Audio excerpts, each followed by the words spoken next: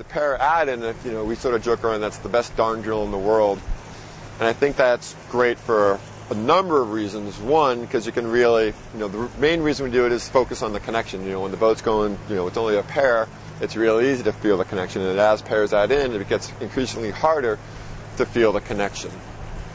And I think it's a great opportunity, you know, to stop and like, okay, someone to really focus on something, you know, with that pair that starts, okay, here's what I need to be doing, and they can really be focused for that period of time. And I think it's a good way for the coach to talk to other rowers, like, hey, when you add in, you know, think about this. When you add, you know, now you joined in, it sort of calms the whole practice down, and you can focus on one pair and a little bit more of a conversation between the crews. Yes, really good feel. Feel that connection. Move the boat in front of the pin. Move the boat from in front of the pin. As pairs that in, it's okay for the stroke rate to come up a little bit. As pairs in, it's okay for the stroke rate to come up, but let's go no higher than 17. And Krista, let's go all 8. And Robin, let's go all 8.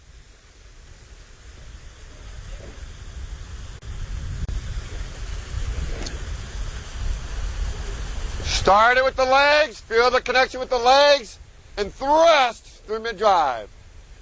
And thrust through mid-drive. And thrust through mid-drive. Brownie, that's getting really good.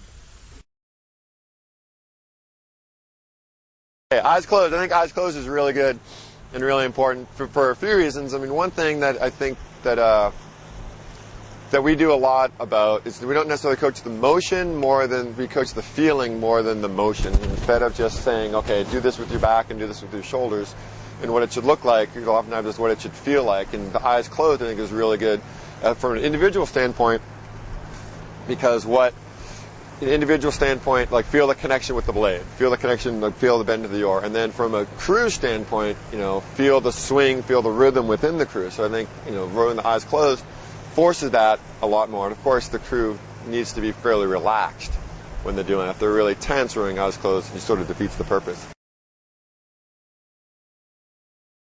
The pauses. I'll be honest, I wasn't a big fan of pause drills a few years ago. A few years ago, meaning, you know, 10 years ago or so, and we started doing more and more pause drills probably about 4 or 5 years ago. And what reasons for that?